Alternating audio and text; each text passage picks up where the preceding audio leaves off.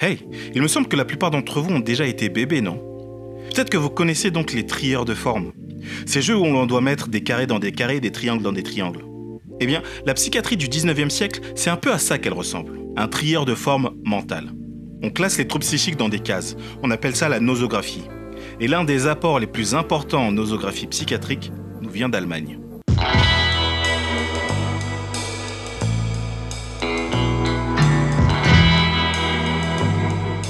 Kraepelin, Émile de son prénom, est un psychiatre dont le travail a marqué l'ensemble de la psychiatrie européenne. En 1883, il publie son traité de psychiatrie qui aura un franc succès et connaîtra en tout 8 éditions jusqu'en 1915. Ce qui l'intéresse particulièrement, c'est la manière dont évoluent les maladies. Il va reprendre à Morel le terme de démence précoce pour décrire une psychose caractérisée par des troubles de l'intelligence, de la mémoire et du langage. La démence précoce prendra ensuite le nom de schizophrénie, sous la plume d'Eugène Bleuler au début du XXe siècle. Kraepelin décrira aussi la folie maniaco-dépressive, celle qu'on appelait auparavant folie circulaire ou folie à double forme, et qui sera rebaptisée psychose maniaco-dépressive et aujourd'hui trouble bipolaire. Il se caractérise par un trouble de l'humeur. L'originalité de Kraepelin va être de traiter manie et mélancolie comme ressortissants d'une même maladie.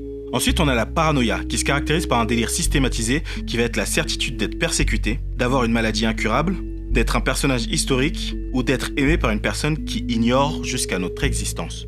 Enfin, Kraepelin décrit les paraphrénies qui auront peu d'héritage par la suite. Elles sont réparties entre la schizophrénie, la paranoïa et la psychose maniaco-dépressive. Néanmoins, l'héritage de Kraepelin est colossal jusqu'à nos jours. Il a par exemple décrit la psychopathie et co-découvert la maladie d'Alzheimer avec Alois Alzheimer lui-même qui était un de ses élèves. Mais tout n'a pas été gardé dans l'héritage de Kraepelin. En effet, pour lui, les maladies mentales sont sans rapport avec l'environnement des malades. La cause est interne, c'est une cause endogène. Et en particulier pour lui, la cause est avant tout héréditaire. Cela justifie l'internement tel que l'a pensé Esquirol. Et même pire, puisque si la cause est héréditaire, alors il n'y a pas de soin possible. Et si le malade mental est incurable, alors la fonction de l'asile, c'est de le mettre hors d'état de nuire. Son intérêt pour l'évolution des maladies dans le temps l'amène à considérer le malade mental comme un danger. Il faut dire que c'est pas un humaniste, l'Émile.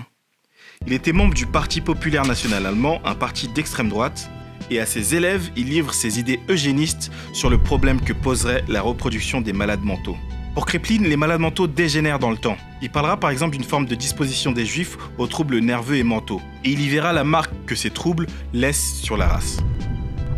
Et en toute logique, on retrouve ces idées d'eugénisme et d'hygiène raciale chez ses élèves.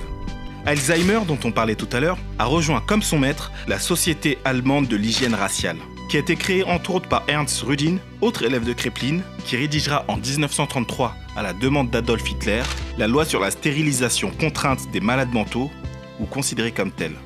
Mais, je vous rassure, Kraepelin n'a pas soutenu le régime nazi. Il est mort en 1926. Ah, elle est rude cette partie. Le plus éminent psychiatre de l'histoire de la psychiatrie européenne était peut-être pas franchement nazi, mais il aurait été nazi compatible si la vie lui en avait laissé le temps.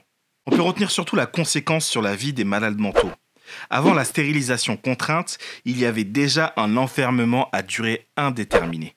On verra la prochaine fois qu'en France, l'internement a connu des évolutions un peu différentes. À tantôt.